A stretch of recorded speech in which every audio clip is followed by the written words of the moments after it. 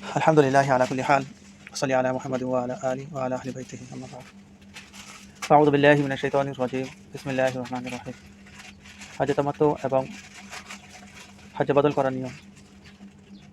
হজ্জে তামাত্তু আর হজ্জে বদল করার নিয়ম কি? তামাত্তুর লুগবি অর্থ, শাব্দিকভাবে তামাত্তু বলে কিছু সময়ের জন্য ফায়দা উঠানো, উপকারিতা লাভ করা।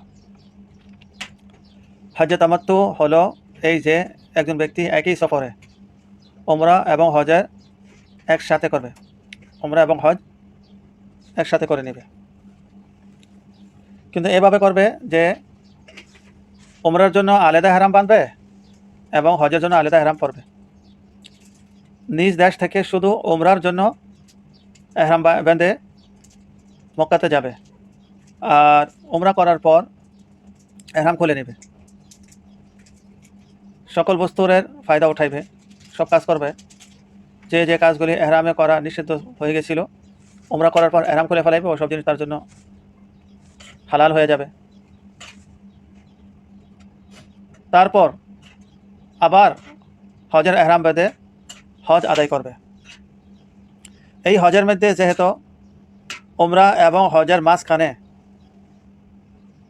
এক সময় পর্যন্ত এহরাম খুলে হালাল জিনিসের ফায়দা ওঠানোর কিছু সময় সে লাভ করছে।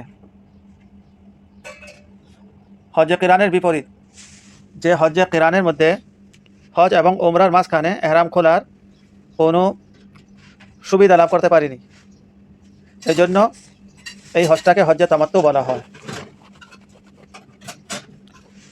হজ্জে তামাত্তুর ইজমালি অর্থাৎ সংক্ষিপ্ত নিয়ম হলো এই যে যে ব্যক্তি হজ্জে তামাত্তু করবে তিনি মিকাত থেকে অথবা মিকাতের পূর্বেই উমরার নিয়তে এহরাম বেঁধে হজের মাসে উমরা করবে।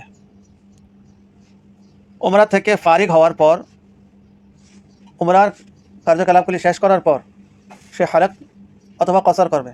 হালাক অর্থাৎ মাথা মন্ডন করবে, অথবা কসর অর্থাৎ মাথার চুল কামায় নেবে, কমপক্ষে 1 ইঞ্চের চাইতে একটু বেশি, উংলির যে পুরো বলে পুরো, এর সাথে একটু বেশি মাথার চুল কেটে হালাল হয়ে যাবে। তারপর 8ই জিল হজ্জাতে হারামে হজের এহরাম বাঁধবে, আর 10 জিল হজ্জাত রমি, কুরবানি এবং হালাক অথবা কসর করার পর হালাল হয়ে যাবে। 10 থেকে 12 জিল হজ্জার মাঝখানে একবার তোয়াফে জিয়ারত করবে, আর 3 দিন অর্থাৎ 10 জিলহজ, 11 জিলহজ এবং 12 জিলহজ, এই 3 দিন রমি করবে, রমিয়া জিমা যেটাকে বলে। এভাবে তার সে হাজি সাহেবের হজে তামাত্তু পরিপূর্ণ হয়ে যাবে, কমপ্লিট হয়ে যাবে। মক্কা মুকাররমা থেকে ফেরার সময় তোয়াফে বিদা করবে। তারপর আল্লাহর রহমতে এবং দয়া